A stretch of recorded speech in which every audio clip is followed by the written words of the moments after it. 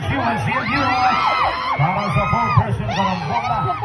Anong team kaya ang unang makahawak sa leg na hawakan na ng CMU at pinatutumba na ng CMU habang inahabol pa ng BSU.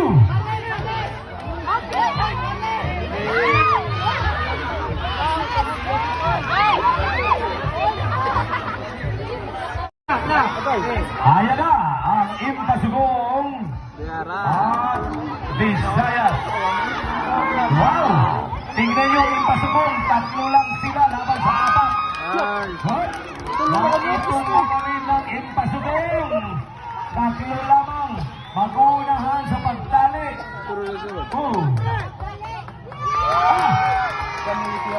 Tapos ang BS.